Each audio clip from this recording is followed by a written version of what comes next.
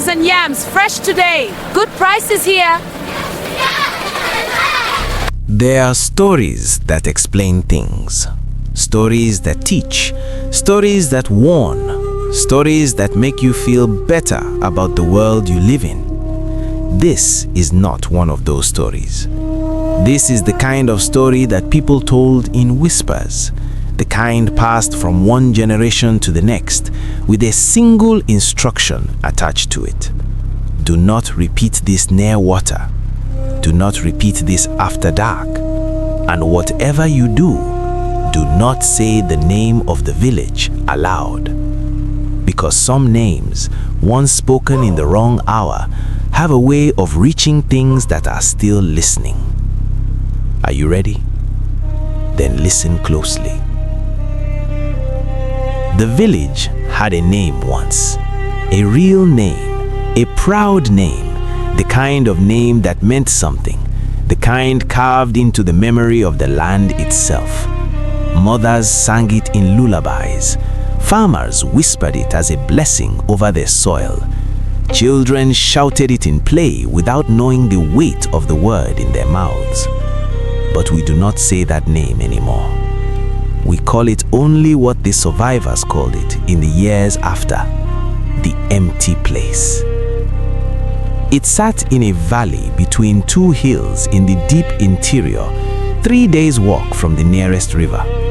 A village of perhaps 400 souls, farmers, traders, craftsmen, healers, ordinary people living ordinary lives in a place they had called home for 7 generations. 7 generations. And then one night, they were gone. All of them. Every man, every woman, every child, every elder, gone. The fires still burning, the food still on the pots, the sleeping mats still warm. Gone. Now, let me tell you what happened. Let me tell you what truly happened. Because the elders who survived, those who were outside the valley that night, those who had traveled to distant markets or been away for reasons the gods had arranged, they spoke of what they found when they returned. And what they found was this. Nothing wrong with the structures, nothing burned, nothing broken, nothing stolen, nothing disturbed, except the people, and except one other thing. The footprints. Every single person in that village had walked on their own 2 feet to the edge of the valley. 400 sets of footprints, all moving in the same direction, all stopping at the same place, the base of the hill to the north. And then nothing. No footprints going up, no footprints going back. No signs of struggle, no blood, no torn cloth caught on branches. Just 400 sets of footprints walking to the hill and then gone. As if the earth had opened and swallowed them whole. As if they had simply walked out of the world. Now, you are asking yourself the question every person asks when they first hear this story. What made them walk? What could make 400 people, sleeping people, working people, eating people, all stop what they were doing in the middle of the night and walk together to the foot of a hill and disappear? That is exactly the right question. And the answer begins not on the night they disappeared. It begins 3 months before, with a stranger. He arrived on a Tuesday, market day. The village square was full, traders with their wares spread on cloth, women with baskets of yam and peppers, children weaving between adult legs chasing each other and laughing. Noise, life, the ordinary beautiful noise of a living village. And into all of that noise, the stranger walked. Nobody saw him arrive. That was the first strange thing. One moment he was not there, the next moment he was standing at the edge of the market, simply watching, as if he had always been there and everyone had simply failed to notice him until now. He was tall, thin in the way that very old trees are thin, not weak, just stripped down to the essential. His age was impossible to determine. He could have been 40, he could have been 400. His eyes were the color of still water on a cloudy day, not quite gray, not quite brown, not quite anything that had a name. He carried nothing. No wares to sell, no bag, no walking stick, nothing.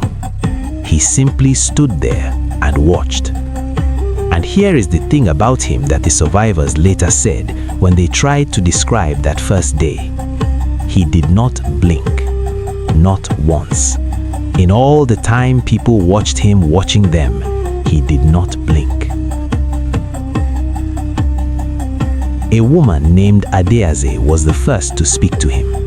She was a pepper seller, practical, fearless in the way that market women are fearless. She had seen every kind of strange in 30 years of trading, and she had learned that strange most of the time just meant unfamiliar. She walked up to him. "Stranger," she said, "are you buying or selling?" He turned those still water eyes on her. "Neither," he said.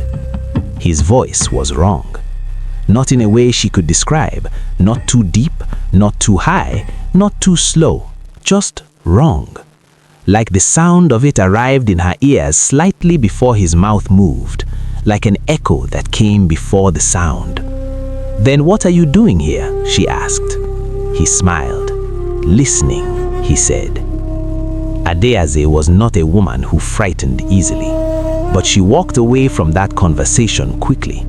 And that evening, when her husband returned home and asked her how the market had gone, she found she could not remember a single thing she had sold that day. Only the stranger's eyes, only the word, listening. The stranger did not leave. This was unusual. Travelers passed through the village regularly. It sat on a minor trade route, but they passed through. They bought what they needed, rested if they needed rest, and moved on. The stranger stayed. He built no shelter, requested no hospitality. He simply appeared each morning in a different part of the village and stood, watching, listening.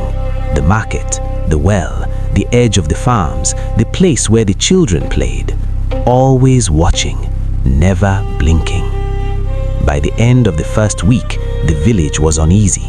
By the end of the second, people were taking longer routes to avoid passing near him. Mothers pulled children inside when he drifted near. The chief called a meeting. "He must be asked to leave," one elder said. "He has done nothing wrong," said another. "We cannot ask a man to leave for simply standing." "Has he eaten?" asked the chief. Silence. Nobody had seen the stranger eat, not once in 2 weeks. Nobody had seen him sleep either, or drink, or do any of the things that living bodies must do to remain living. The chief sent his youngest son to speak to the stranger, to identify himself, his name, his clan, his purpose. The boy came back an hour later.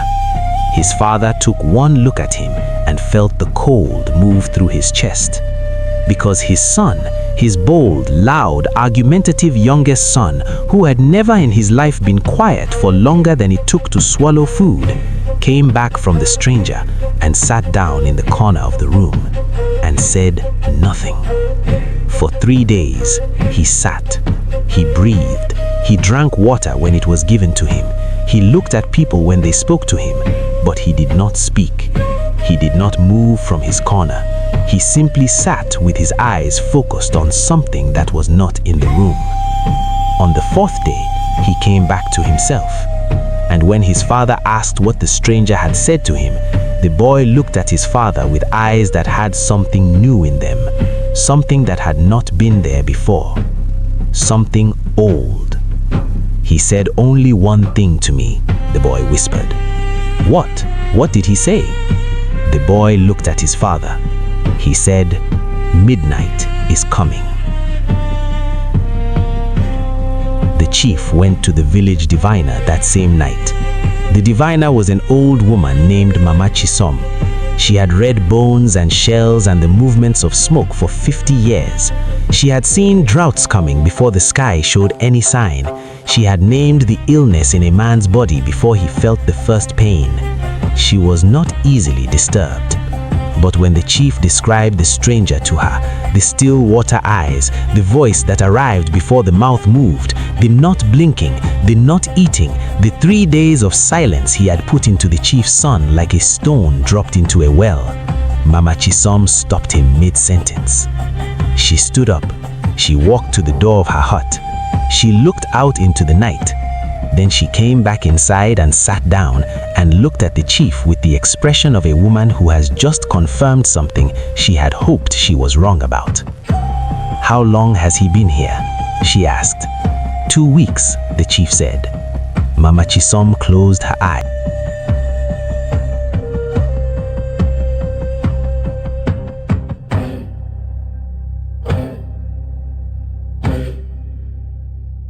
"Then we have perhaps 10 weeks, she said. 10 weeks for what? She opened her eyes. "He is not a man," she said. "He is a collector. They walk among villages in the form of men and they listen. That is what they do. They listen. And what they are listening for is the sound of a village that has become ready." "Ready for what?" the chief asked. "Ready to be taken," she said simply. The chief sat very still. "What makes a village ready?" he asked. She looked at him steadily. "That is the question you need to be asking yourself," she said, "and asking every man and woman in this village. Because a collector does not come to a village that is whole. They come to a village that has already begun to come apart from the inside. They come when there is enough darkness inside a community, enough unresolved wrong, enough buried cruelty, enough ignored suffering that the village has begun to vibrate at a frequency the other side can hear." She leaned forward. "He did not bring the darkness here. He heard it, and he came to collect what the darkness has already prepared." The chief left 𝒚𝒐𝒖𝒓's hut that night with the weight of the world on his chest. He called a full village assembly the next morning. He told them everything. What followed in the weeks after that assembly was the most painful process a community can go through. Because 𝒚𝒐𝒖𝒓's words had planted a seed of a terrible question in every heart. What darkness had they been carrying? What cruelty had they ignored? What wrong had they buried? And the answers came, slowly at first, then faster, then all at once, the way things long buried tend to surface when the ground shifts. There was the matter of old Okoro's land seized from his family 20 years ago by a powerful man in the village and never returned and never properly spoken of, and the family had been quietly hungry ever since, while the powerful man grew fat on what was not his. There was the widow Ngozi, who had been blamed for her husband's death by illness and quietly shut out of community life for 6 years, her children growing up on the edge of everything, belonging nowhere. There was the young man Tobechukwu, who had been falsely accused of theft by a man who simply disliked him and had been publicly shamed and had never been publicly cleared even after the truth came out. There was more. There was so much more. Layer after layer of small cruelties and large injustices that a community had looked away from because looking away was easier, because addressing them meant confronting powerful people, because the wound was old and opening it would hurt. But the stranger was still there, standing at the edge of the farms, listening. And so the village did something extraordinary. They chose to look. The land was returned to Okoro's family. The powerful man stood before the village and acknowledged what he had done. It cost him. It was supposed to cost him. The widow Ngozi was brought back into the center of village life. A ceremony was held. Her name was cleared publicly, loudly, with witnesses. Her children were welcomed. Tobechukwu received the public apology he had been owed for years, and more, issue by issue, wound by wound. It took 8 weeks. 8 weeks of the hardest conversations a community can have. And at the end of those 8 weeks, the villagers looked up and realized the stranger was gone. He had simply disappeared one morning. No farewell, no announcement. There one day, gone the next, as if he had never been. The village breathed. They celebrated. Mama Chisom did not celebrate. She sat in her hut and she looked at the patterns in the bones and the shells and the smoke, and something in those patterns made her very still. She sent for the chief that evening. When he arrived, she looked at him with eyes that were careful and tired. "He is gone," the chief said. "We did it. The village is healed. He left." Mama Chisom said nothing for a long time. Then she said, "Tell me, in everything the village addressed these past 8 weeks, was there anything that was left unspoken? Any wrong that was brought up but not truly resolved? Any person who confessed with their mouth but not with their heart?" The chief opened his mouth and then closed it, because there was one thing. There had been a man, a respected man, a man whose name carried weight. This man had done something that sat at the very bottom of the village's darkness, heavier than everything else combined. Something that had been brought up in the assembly, whispered, hinted at, danced around, and then quietly buried again, because the moment had become too uncomfortable, because his allies had steered the conversation away, because confronting it fully would have meant confronting someone powerful, and the village had run out of courage at exactly that moment. The chief had told himself it was close enough. He had told himself that everything else they had done was enough. He looked at Mama Chisom. She looked back at him. "How long?" he asked quietly. She looked at the bones. She closed her eyes. She said, 2 weeks. The chief left her hut at a run. He called an emergency council that night. He named the man, he named the thing that had been avoided, he laid it on the table of the council. And here is where the story takes its darkest turn. Because the man on the council did not confess. He denied, flatly, calmly, with the practiced ease of a man who had denied this thing to himself for so long that the denial had become its own kind of truth inside him. And his allies on the council, 5 men, 6 men, supported him. And the chief, exhausted, relieved from the weeks of work, perhaps not wanting to believe that after everything it still was not enough, let it go. 3 days later, the stranger was back, standing at the edge of the market, watching, not blinking, and this time he was smiling. Mama Chisom heard about his return before the sun was fully up. She went to the chief. She said only 4 words, "It is too late." The chief stared at her.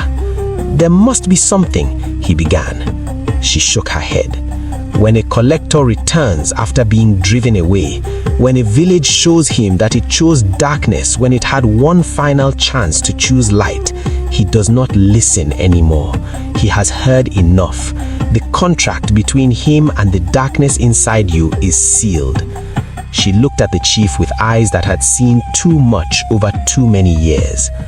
"What can I do?" he whispered. She was quiet for a long time. Then she said, "Leave tonight. Take your family and leave this valley. Do not look back. Do not stop walking until dawn." "I cannot leave my people," the chief began. "Your people made their choice, and not all of them, but enough of them, and that was sufficient." She touched his hand. She had never touched him before in all the years he had come to her. There is no shame in surviving.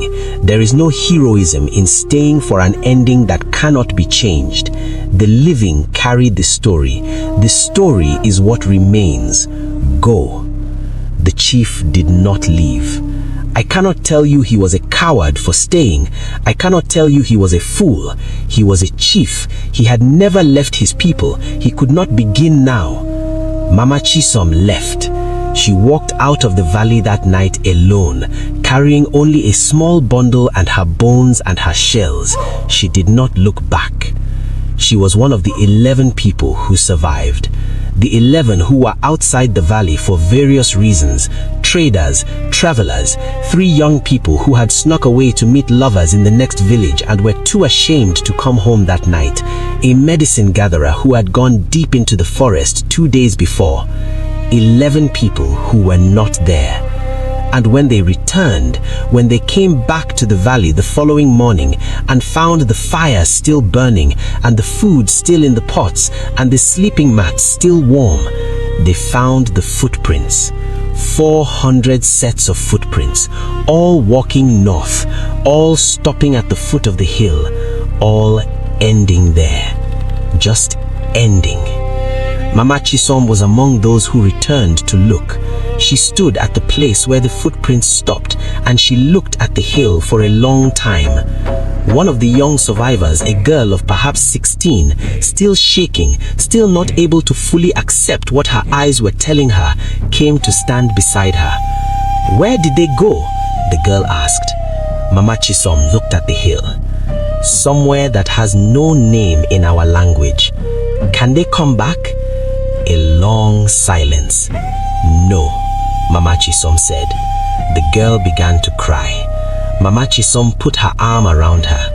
"But we can remember them. We can tell their story. We can carry what they could not finish, the work of being honest, the work of facing what we have done, the work of choosing each other over comfort." She looked at the girl. That is the only answer the living ever have. Not to undo what was done, but to refuse with everything in us to repeat it. The girl nodded slowly. The 11 survivors left the valley that day. They never went back. They spread across the surrounding villages and towns. They told the story. They told it carefully, fully, honestly, sparing nothing. Not the stranger, not the weeks of healing, not the one thing that was left undone, not the denial of the man on the council, not the chief's decision to stay. They told all of it. Because a story only protects you if you tell it whole. A warning with pieces missing is not a warning, it is a trap. And so, the story passed from village to village, generation to generation, and every time it was told with the same instruction. Do not repeat this near water. Do not repeat this after dark. Do not say the name of the village aloud. And this, look at your community. Look honestly. Look now while there is still time to look. Because the collectors do not announce themselves. They do not knock on doors. They do not threaten or demand.